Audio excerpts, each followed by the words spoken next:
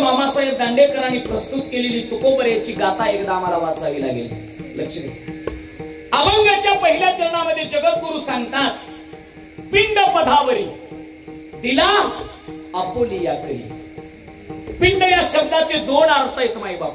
आता लक्ष द्या माझ्याकडे, मला अभंगाचा विस्तार तुमच्या समोर ठेवायचा आहे. पिंड या शब्दाचे दोन अर्थ.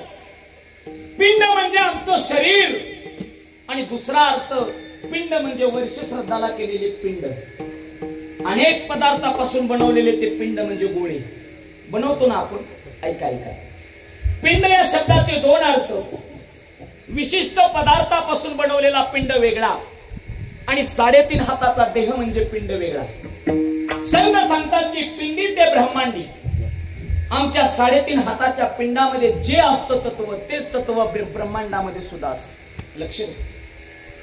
तुकोबारायाचं पिंडदान वेगळं आहे आणि आपलं पिंडदान थोडस वेगळं आहे. आता लक्ष द्या. पिंडदान मेल्यावरती सुद्धा करता येतं आणि पिंडदान जिवंतपणे सुद्धा करता येतं. तुम्ही म्हणाल महाराज असं कसं? मेल्यावरती अनेक पदार्थाचे गोळे करून मायबाप पिंडदान करता येतं, पण तुकोबारायाच्या भाषेत जिवंतपणे हा नरदेह देवाच्या चरणावरती समर्पित करणं त्याला सुद्धा पिंडदान म्हणतात. विठ्ठल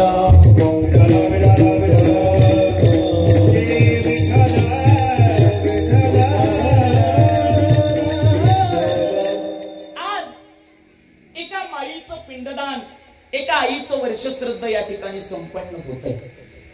हिंदू शास्त्रानुसार पिंडदान म्हणजे काय असतं तुम्हाला सांगून जातो. लक्ष द्या माझ्याकडे.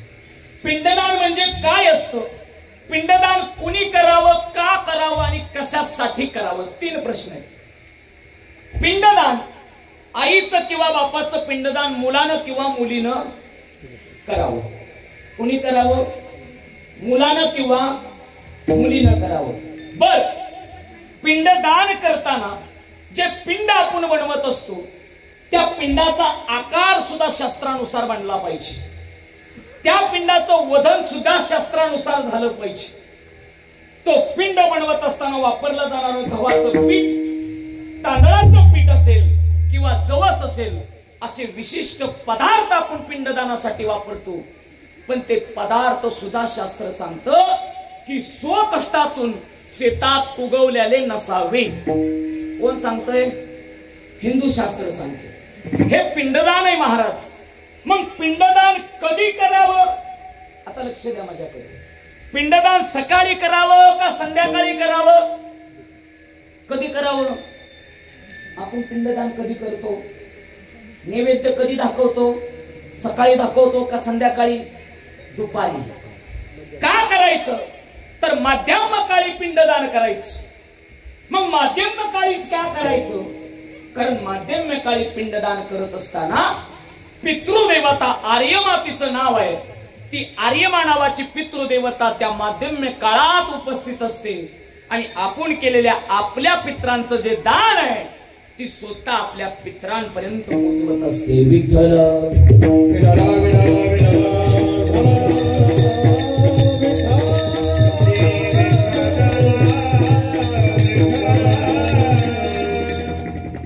ज्यावेळेस आपलं पिंडदान आपल्या पित्रांपर्यंत पोहोचतो मायबाप, त्यावेळेस खऱ्या अर्थानं आपल्या पित्रांना सद्गती प्राप्त होत असते. त्या पित्रांना मोक्ष प्राप्त होत असतो. दुसरी गोष्ट, पिंडदानाचा विधी करत असताना आपण हातामध्ये दरबा बांधतो मायबाप, काड्या बांधतो. काड्या का बांधायच्या? कशासाठी बांधायच्या? किती बांधायच्या? कधी बांधायच्या?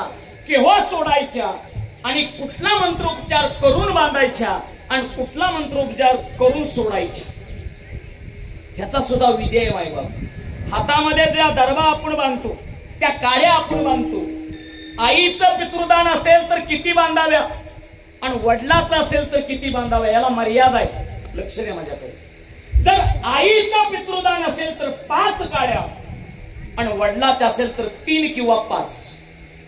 कधीतरी मायबाप याचा विधी एखाद्या काकाला आपण विचारला पाहिजे. काका, तुम्ही सांगता हातामध्ये दरबा बांधा, पण का बांधायचा? कशासाठी बांधायचा?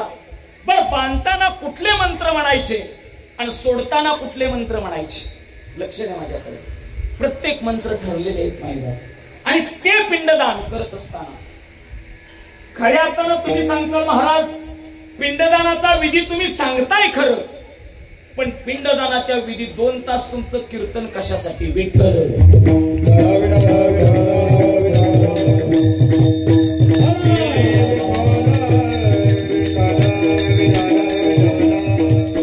पिंडदानाच्या विधी दिवशी 2 तासाचं कीर्तन आहे किंवा भजन का घ्यावं याचा अर्थ समजून घ्या.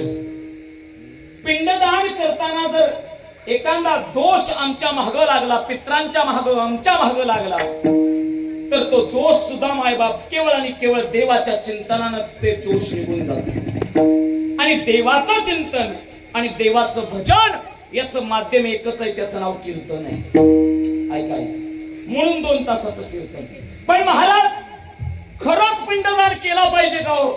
आता लक्ष द्या माझ्याकडे. पिंडदान केला पाहिजे का आणि पिंडदान कुणी केला हा सगळ्यात मोठा प्रश्न आहे. लक्ष द्या.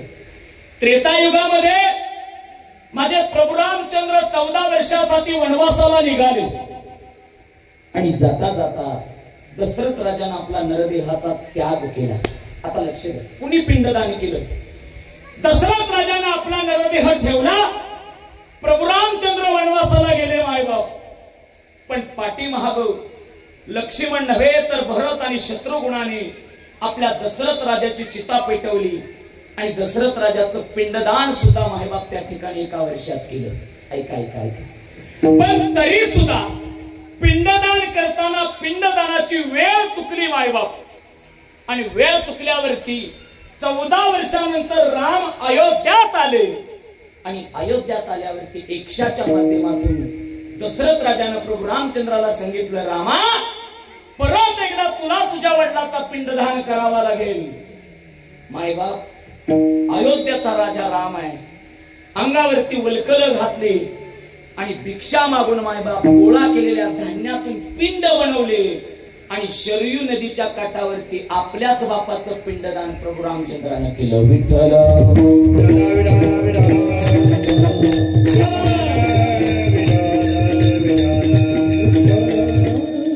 मग महाराज जगद्गुरु तुकोबा सांगतात आमचं पिंडदान जरा थोडं वेगळं झालं. काय झालं? पिंड पदावरी दिला आपोलिया करी आणि माझे झाले गयावर्जन पितले पितराचे ऋण. तुकोबा सांगतात हा 3.5 हाताचा नरदेह देवाच्या चरणावरती ठेवला मायबाप. मग परिणाम असा झाला की मला खऱ्या अर्थानं पित्रांचं असणारं ऋण आपोआप फिटला. बंद